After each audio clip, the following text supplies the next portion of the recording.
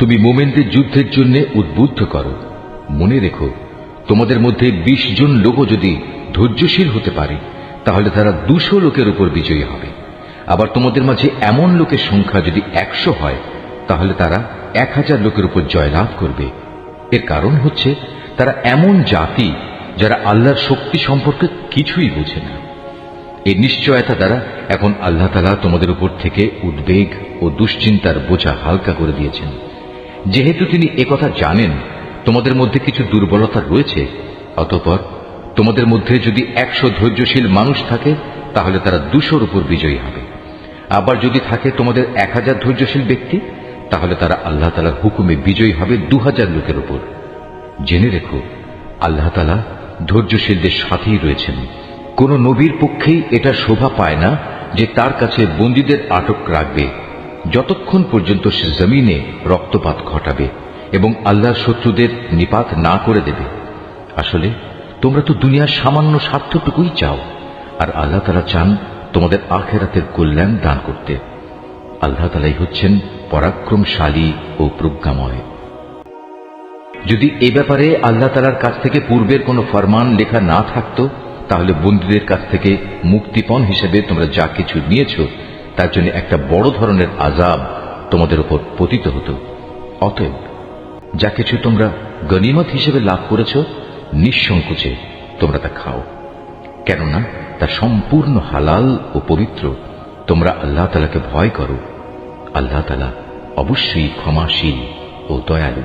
হে নবী, তোমার হাতে যেসব বন্দী রয়েছে তাদের তুমি বলো, আল্লাহ তাআলা যদি তোমাদের দিলে ভালো কিছু গ্রহণের যোগ্যতা আছে বলে জানতে পান তাহলে তিনি তোমাদের ঈমানের এমন এক কল্যাণ দান করবেন যা তোমাদের কাছ থেকে মুক্তিপণ হিসেবে গৃহীত সম্পদের চাইতে অনেক ভালো, এবং তিনি তোমাদের গুনাহসমূহ মাফ করে দেবেন। আল্লাহ তাআলা ক্ষমাশীল ও দয়াবান। আর তারা যদি তোমার সাথে বিশ্বাস ভঙ্গ করতে চায় তাহলে তুমি ভেবো না, এরা তো এর আগে আল্লাহ তাআলার সাথেও বিশ্বাসঘাতকতা করেছে, এবং এ কারণেই তোমাদের তিনি তাদের উপর ক্ষমতা দান করেছেন। আল্লাহ তাআলাই হচ্ছেন জ্ঞানবান ও কুশলী। নিঃসন্দেহে যারা ঈমান এনেছে এবং এই ঈমানের জন্য হিজরত করেছে, নিজেদের জান মাল দিয়ে আল্লাহর পথে জিহাদ করেছে এবং যারা মুহাজিরদের আশ্রয় দিয়েছে ও তাদের সাহায্য করেছে, তারা সবাই পরস্পরের বন্ধু। অপরদিকে যারা ঈমান এনেছে অথচ হিজরত করেনি, ততক্ষণ পর্যন্ত তাদের অভিভাবকত্বের দায়িত্ব তোমাদের উপর নেই। তবে কখনো যদি তারা একান্ত দ্বীনের খাতিরে তোমাদের কাছে কোনো সাহায্য চায় তাহলে তাদের সাহায্য করা তোমাদের কর্তব্য। তবে তা যেন এমন কোন সম্প্রদায়ের বিরুদ্ধে না হয় যাদের সাথে তোমাদের কোন রকম চুক্তি রয়েছে। বস্তুত তোমরা যা কিছু করো আল্লাহ তাআলা সব কিছুই দেখেন। যারা কুফরি করেছে তারা একে অপরের বন্ধু। তোমরা যদি একে অপরকে সাহায্য করার সে কাজটি না করো তাহলে আল্লাহর এই জমিনে ফিতনা ফাসাদ ও বড় ধরনের বিপর্যয় সৃষ্টি হবে।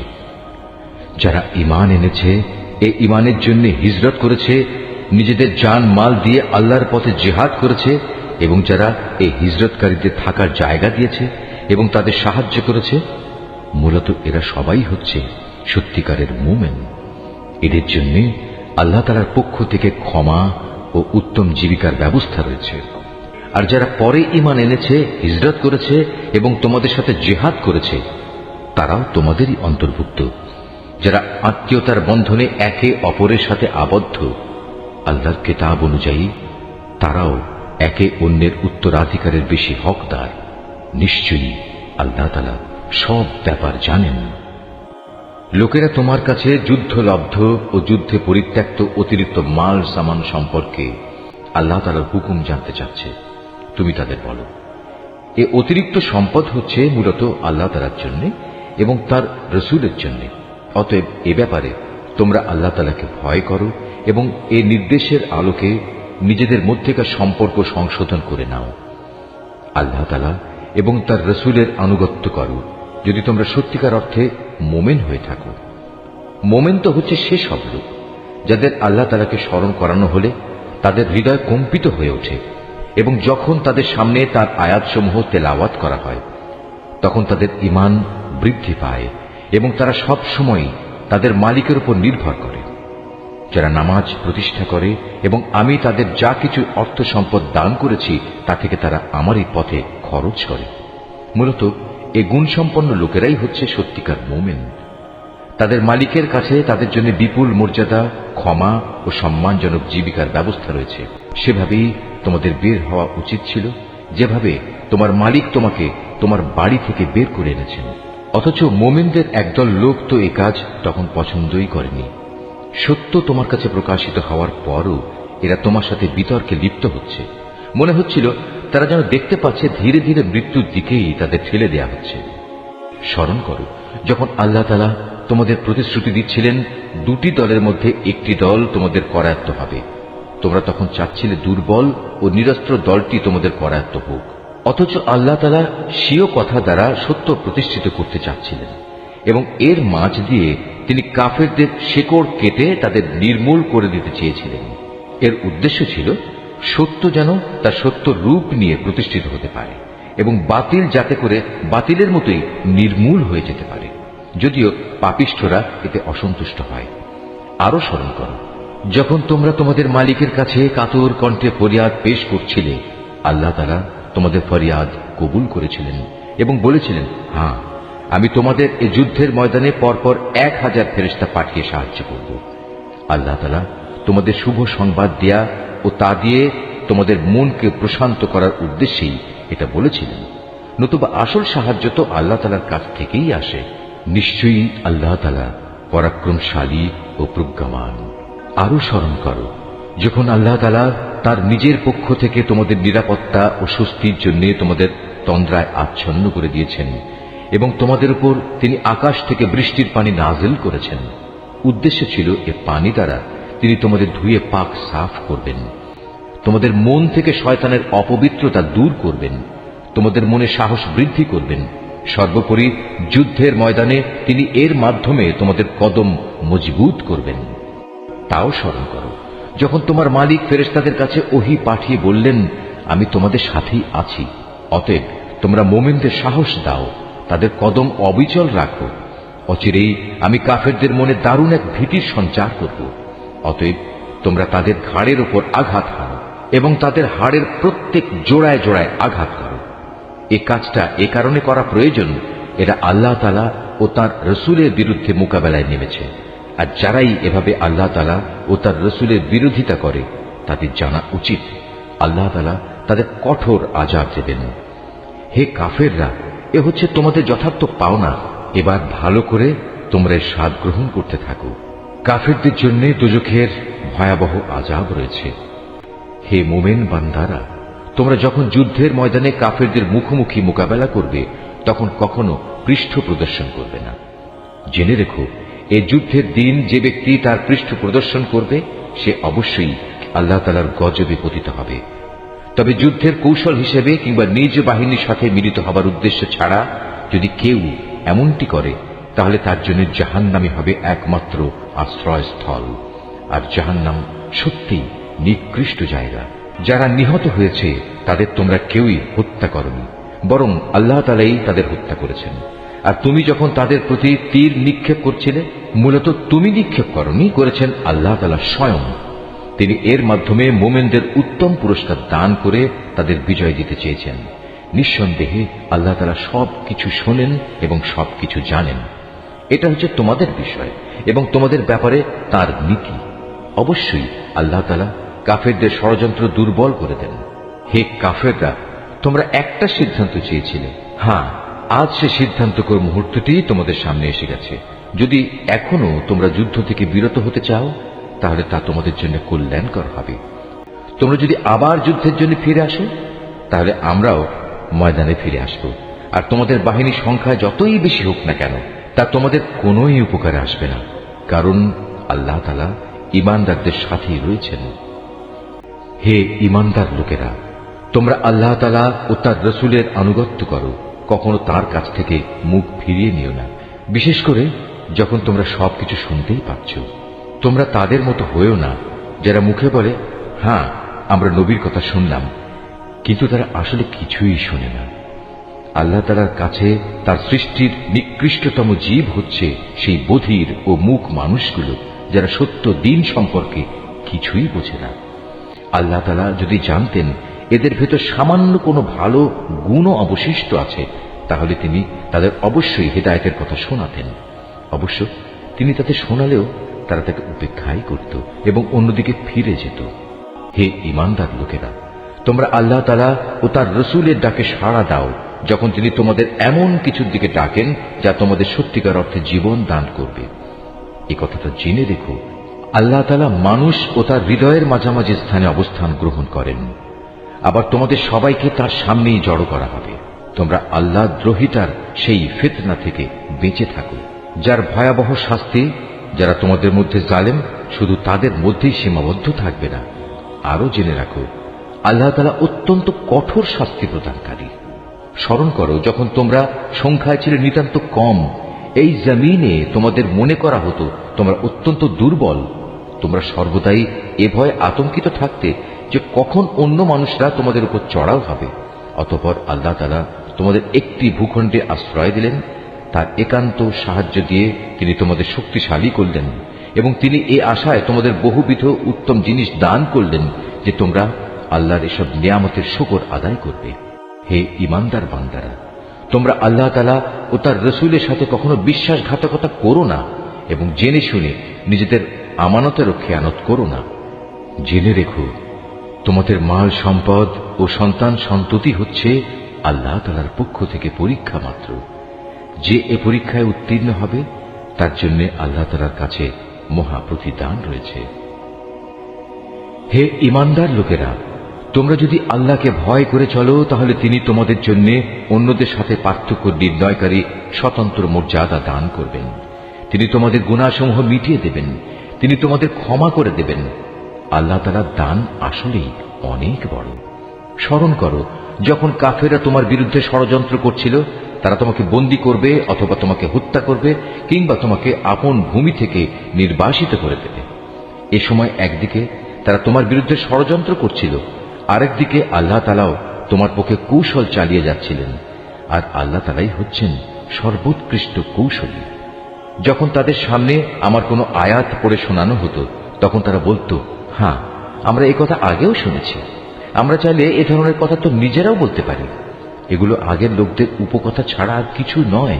তারা যখন বলেছিল, হে আল্লাহ তাআলা, মুহাম্মাদের আনিত এ কিতাব যদি তোমার কাছ থেকে পাঠানো সত্য হয়, তাহলে একে অমান্য করার কারণে তুমি আমাদের উপর আসমান থেকে পাথর বর্ষণ করো কিংবা তুমি আমাদের উপর কোনো কঠিন শাস্তি পাঠিয়ে দাও। আল্লাহ তাআলা এমন নন যে তিনি তাদের কোনো আযাব দেবেন অথচ তুমি এখনো তাদের মধ্যে বর্তমান রয়েছো। আর আল্লাহ তাআলা এমনও নন যে কোনো জাতির মানুষদের তিনি শাস্তি দেবেন অথচ তারা কিছু লোক তখন আল্লাহর কাছে ক্ষমা প্রার্থনা করছে। কেনই বা আল্লাহ তাআলা এখন তাদের আযাব দেবেন না, যখন তারা আল্লাহর বান্দাদের মসজিদুল হারামে আসার পথ থেকে নিবৃত্ত করে? অথচ তারা তো এ ঘরের আসল অভিভাবকও নয়। এ ঘরের আসল অভিভাবক হচ্ছে তারা যারা আল্লাহ তাআলাকে ভয় করে, কিন্তু তাদের অধিকাংশ মানুষই কথা জানে না। এ ঘরের পাশে তাদের জাহিলি যুগের নামাজ তো কিছু শীষ দেয়া ও তালি বাজানো ছাড়ার কিছু ছিল না। এই কারণেই আল্লাহ তাআলা তাদের বলবেন, এখন তোমরা তোমাদের কুফরি কার্যকলাপের জন্য শাস্তি ভোগ করো।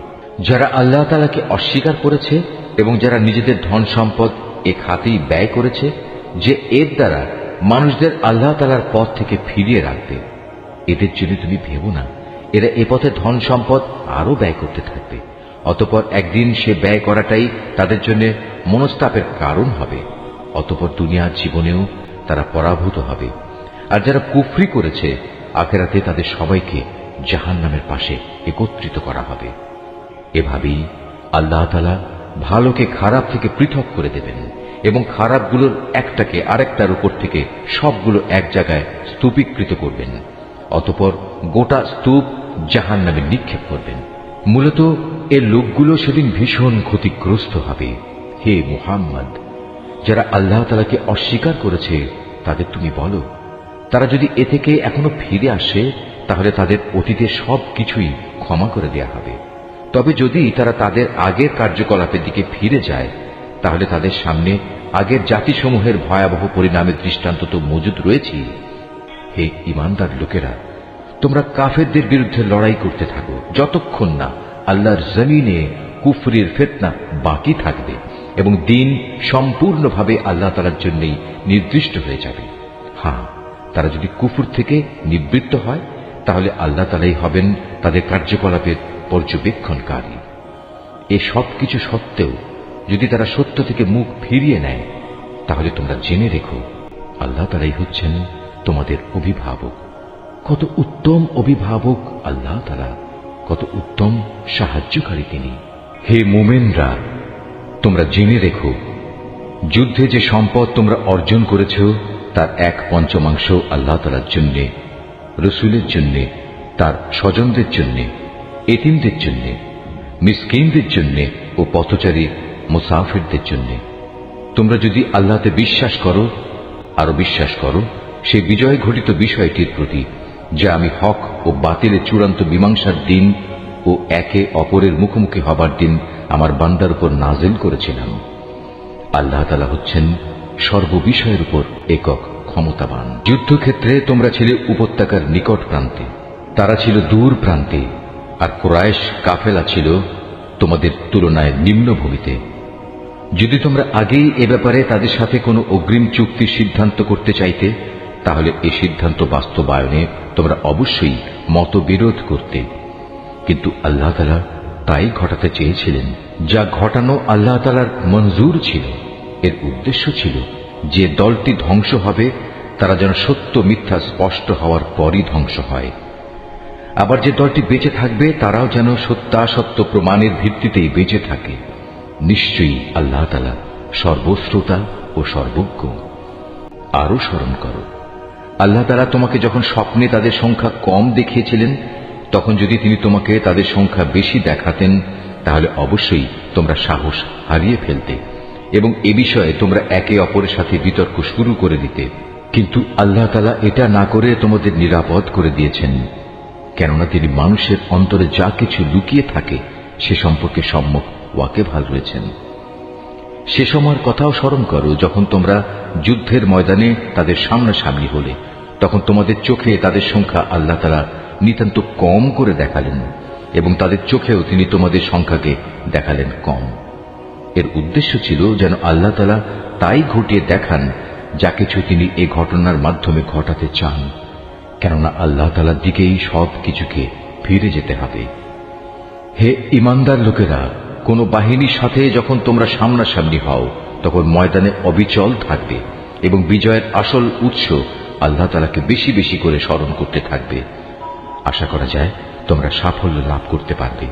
তোমরা আল্লাহ তাআলা ও তার রসুলের আনুগত্য করো, নিজেদের মধ্যে পরস্পর ঝগড়া বিবাদ করো না, অন্যথায় তোমরা সাহস হারিয়ে ফেলবে এবং তোমাদের প্রতিপত্তি খতম হয়ে যাবে। তোমরা ধৈর্য ধারণ করো, অবশ্যই আল্লাহ তাআলা ধৈর্যশীলদের সাথে রয়েছেন। তোমরা কখনো তাদের মতো হও না যারা অহংকার ও লোকদের নিজেদের শান শওকত দেখানোর জন্য নিজেদের ঘর থেকে বেরিয়ে এসেছে এবং সাধারণ মানুষদের যারা আল্লাহ তাআলার পথ থেকে ফিরিয়ে রাখে। মূলত তাদের সমুদয় কার্যকলাপই আল্লাহ তাআলা পরিবেষ্টন করে আছেন। যখন শয়তান তাদের কাজগুলোকে তাদের সামনে খুব চাকচিক্যময় করে পেশ করেছিল এবং সে তাদের বলেছিল, আজ মানুষের মধ্যে কেউই তোমাদের উপর বিজয়ী হতে পারবে না এবং আমি তো তোমাদের পাশেই আছি। অতঃপর যখন উভয় দল সম্মুখ সমরে ঝাঁপিয়ে পড়ল তখন সে কেটে পড়ল এবং বলল, তোমাদের সাথে আমার কোনোই সম্পর্ক নেই। আমি এমন কিছু দেখতে পাচ্ছি যা তোমরা দেখতে পাও না।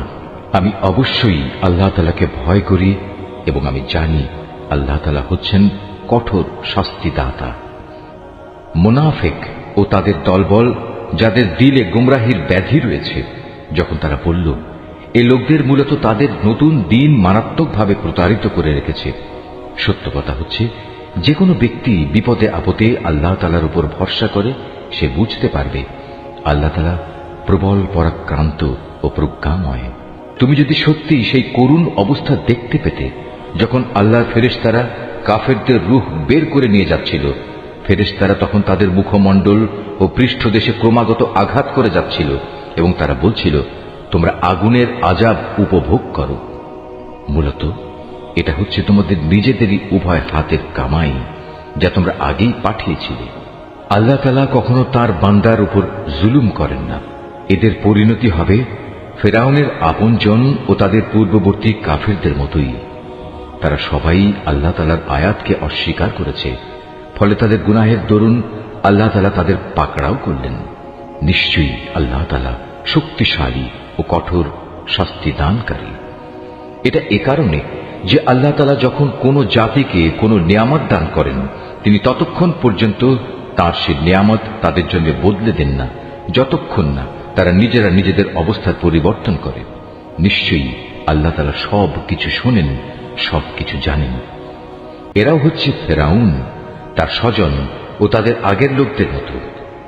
আল্লাহর আয়াতকে তারা সরাসরি মিথ্যা সাব্যস্ত করেছে।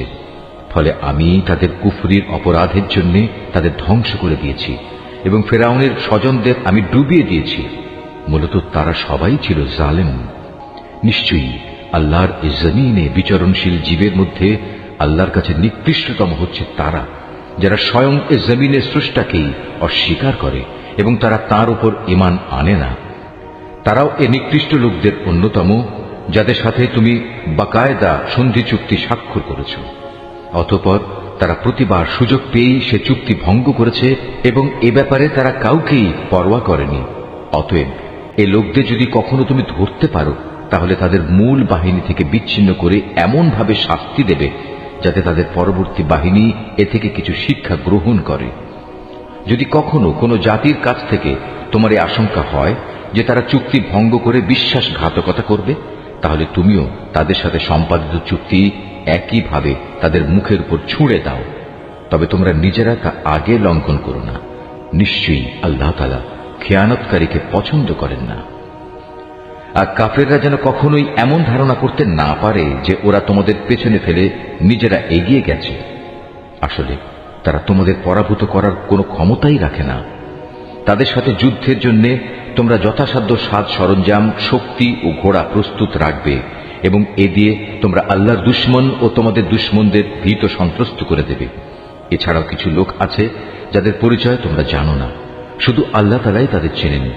আল্লাহ তাআলার পথে তোমরা যা কিছুই ব্যয় করবে তার পুরোপুরি প্রতিদান তোমাদের পরকালে আদায় করে দেয়া হবে এবং তোমাদের উপর বিন্দু মাত্র জুলুম করা হবে না। হে মুহাম্মদ, তারা যদি সন্ধির প্রতি আগ্রহ দেখায়, তাহলে তুমিও সন্ধির দিকে ঝুঁকে যাবে এবং সর্বদা আল্লাহর উপরই ভরসা করবে। অবশ্যই আল্লাহ তাআলা সব কিছু শুনেন, সব কিছু দেখেন।